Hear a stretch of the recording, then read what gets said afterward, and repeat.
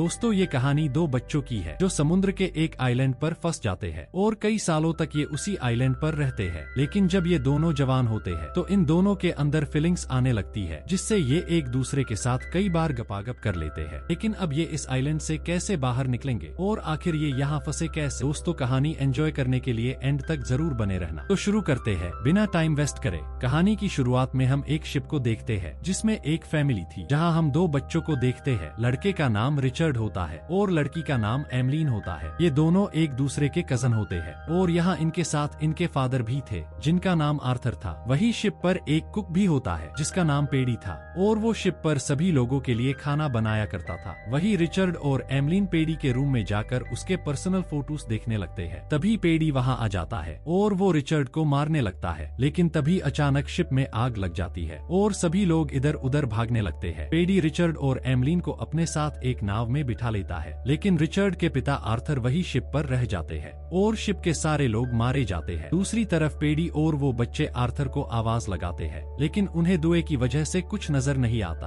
और वो आगे निकल जाते हैं। लेकिन उन्हें सफर करते करते पूरी रात गुजर जाती है और अगली सुबह ये लोग एक आइलैंड के पास पहुँचते हैं। पेडी जब उस आइलैंड को देखता है तो बहुत खुश होता है और अपनी नाव को उस आइलैंड के पास लेकर जाता है। वहाँ जाकर जब ये देखते हैं तो इन्हें पता चलता है वहाँ वो सभी चीजें मौजूद थी जो इन्हें जिंदा रख सके, जैसे पीने के लिए पानी और खाने के लिए खाना। ये लोग इस आइलैंड पर आकर बहुत खुश थे क्योंकि पेडी को वहाँ शराब की बोतल भी मिल गई थी। वही रिचर्ड को वहाँ एक इंसानी खोपड़ी मिलती है जिसे वो पेडी को आकर बताता है। उसे देखकर पेडी समझ जाता है यहाँ उनके लिए खतरा है, इसलिए वो रिचर्ड और एमलीन को लेकर दूसरी जगह जाता है। लेकिन वहाँ एमलीन कुछ जहरीले बेर को खा लेती है, जिससे पेडी उसके ऊपर गुस्सा होता है और उसके मुंह से उन्हें निकालता है। वही रात के समय पेडी बैठकर शराब पी रहा होता है, तभी उसे आइलैंड के दूसरी तरफ से कुछ आवाजें आती है। पेडी जब वहाँ जाकर देखता है तो उसे पता चलता है कि वहाँ लोगों की बलि दी जाती है, जिससे पेडी डर जाता है और वापस बच्चों के पास जाकर उन्हें समझाने लगता है और उन्हें कहता है कि वो कभी भी आइलैंड के उस तरफ ना जाए। उसके बाद पेडी इन बच्चों के साथ खेलने लगता है, लेकिन पेडी ने काफी ज्यादा शराब पी ली थी, इसलिए उसे नींद आ जाती है। वही अगली सुबह पेडी नहाने के लिए अपनी शराब की केन को लेकर पानी में जाता है, लेकिन वो पानी में डूब जाता है। वही जब बच्चों की आंख खुलती है तो वो पेडी को वहाँ नहीं देखते, इसलिए वो पेडी को ढूंढने लगते हैं, लेकिन उन्हें पता चलता है पेडी आइलैंड के दूसरी तरफ है। रिचर्ड और एमलीन पेडी के पास जाते हैं, लेकिन जब वो वहाँ जाकर देखते हैं तो उन्हें पता चलता है पेडी अब मर चुका है, जिसे देखकर वो बहुत ज्यादा डर जाते हैं क्योंकि अब वो उस आइलैंड पर अकेले रह गए। वही रात के समय जब ये दोनों बैठे होते हैं तो एमलीन रोते हुए रिचर्ड से कहती है, तुम मुझे यहाँ से कहीं दूर ले चलो, क्योंकि एमलीन पेडी की मौत से काफी डर चुकी थी और पेडी ही उनका आखिरी सहारा था। अगली सुबह ये लोग दूसरे आइलैंड पर जाने के लिए निकलते हैं और वहाँ पहुंचकर सबसे पहले ये लोग अपने रहने के लिए घर बनाते हैं और वहाँ कई साल बिताते हैं। और इन लोगों को पेडी ने आइलैंड पर सरवाइव करना पहले ही सिखा दिया था और अब धीरे धीरे समय बीतता जाता है और ये दोनों जवान हो जाते हैं और इन दोनों के अंदर फीलिंग्स आने लगती है और ये दोनों एक दूसरे को नोटिस करने लगते हैं। लेकिन इन्हें कुछ पता नहीं था क्योंकि बचपन से ये दोनों अकेले थे और इन दोनों को कोई बताने वाला भी नहीं था कि एक लड़का और एक लड़की की फीलिंग्स क्या होती है। वही एक दिन एमलीन नहाने के लिए जाती है, लेकिन तभी अचानक उसकी बॉडी से ब्लड बाहर आने लगता है, जिसे देखकर वो डर जाती है। उसकी चीख सुनकर रिचर्ड भी वहाँ आ जाता है, लेकिन एमलीन का फर्स्ट पीरियड होने की वजह से वो ब्लड उसी की बॉडी से आ रहा था। रिचर्ड एमलीन से उसके ब्लड के बारे में पूछता है क्योंकि उसे लग रहा था एमलीन को कहीं चोट लगी है, लेकिन एमलीन उसे वहाँ से जाने के लिए कहती है। वही अगले दिन रिचर्ड एमलीन से पूछने की कोशिश करता है कि उसे पानी में ब्लड क्यों आ रहा था, क्योंकि उसे अभी भी यही लग रहा था शायद एमलीन को गहरी चोट लगी है, इसलिए वो एमलीन को अपनी चोट दिखाने के लिए कहता है, लेकिन एमलीन उसे कुछ नहीं बताती। इस बात से रिचर्ड को गुस्सा आ जाता है और उसे लगता है एमलीन अब उससे काफी कुछ बातें छुपाने लग गई है, इसलिए वो गुस्सा होकर वहाँ से चला जाता है। और अब जैसे जैसे समय बीतता जाता है ये दोनों एक दूसरे के करीब आने लगते हैं, लेकिन इन्हें कुछ पता नहीं था कि उनके साथ क्या हो रहा है क्योंकि वो दोनों इन सब से अनजान थे। एक दिन जब एमलीन कुछ काम कर रही होती है तभी उसे कुछ आवाज आती है। जब एमलीन देखने के लिए जाती है तो उसे पता चलता है वो आवाज दूसरे आइलैंड से आ रही है जहाँ जाने के लिए उन्हें पेडी ने मना किया था। एमलीन जब वहाँ जाकर देखती है तो उसे वहाँ एक बहुत बड़ी मूर्ति दिखाई देती है और वहाँ से खून भी निकल रहा था, जिसे देखकर एमलीन काफी ज्यादा डर जाती है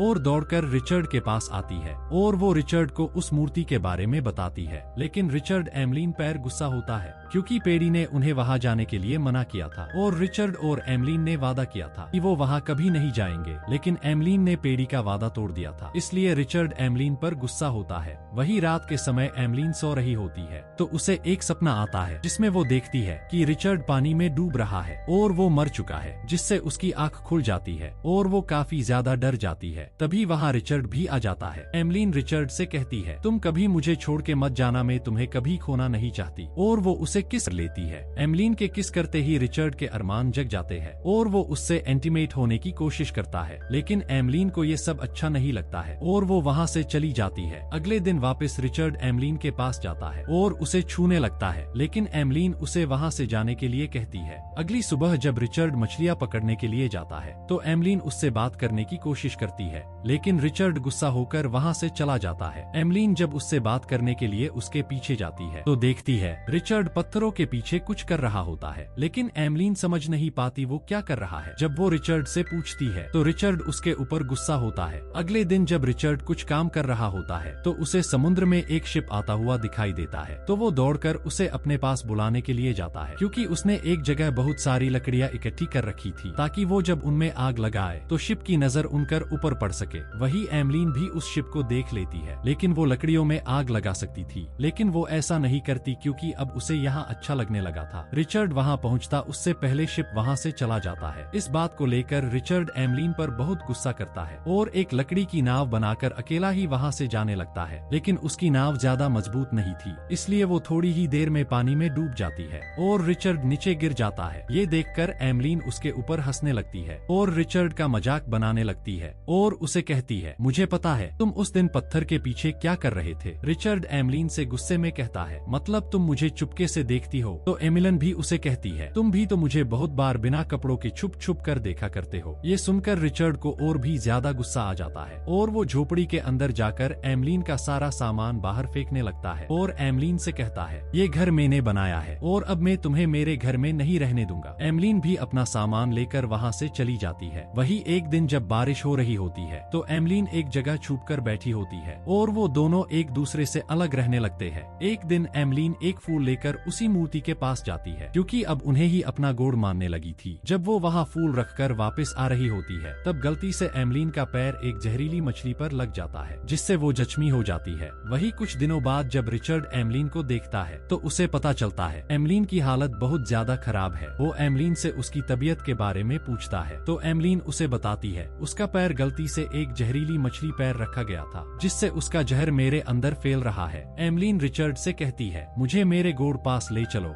तो रिचर्ड उसे उस मूर्ति के पास लेकर जाता है और वहाँ गोड़ से एमलीन को ठीक करने के लिए प्रार्थना करने लगता है। तो गोड़ भी रिचर्ड की बात सुन लेते हैं और एमलीन को ठीक कर देते हैं और अब एमलीन पूरी तरीके से ठीक हो जाती है। इसलिए वो दोनों साथ में स्विमिंग करके अपने आइलैंड पर आ जाता है और अब वो लोग साथ में रहने लगते हैं। वही एक दिन रिचर्ड और एमलीन साथ में बैठे हुए होते हैं और अब ये दोनों दूसरे के करीब आ जाते हैं और इंटीमेट होने लगते हैं और ये लोग आज पहली बार ऐसा कुछ कर रहे थे, इसलिए दोनों की फीलिंग्स भी नई नई थी और इन्हें ये सब करने में बहुत मजा आ रहा था और ये लोग अब दिन में कई बार इंटीमेट होते थे और इसी तरह से इन्हें इस आइलैंड पर काफी समय बीत जाता है। वही एक दिन रिचर्ड एमलीन के पास आता है और उसे इंटीमेट होने के लिए कहता है, लेकिन एमलीन उसे मना कर देती है और रिचर्ड से कहती है, मेरे पेट में कुछ हलचल हो रही है, मुझे कुछ समझ नहीं आ रहा। और वो रिचर्ड का हाथ अपने पेट पर रखती है। रिचर्ड को भी एमलीन के पेट में कुछ हिलने जैसा महसूस होता है, लेकिन इन दोनों को कुछ समझ नहीं आता। दरअसल एमलीन प्रेग्नेंट हो चुकी थी। वही कुछ दिनों बाद रिचर्ड आइलैंड के दूसरी तरफ उस मूर्ति के पास जाता है, जहां वो देखता है कुछ आदिवासी लोग वहां एक आदमी की बलि चढ़ा रहे थे।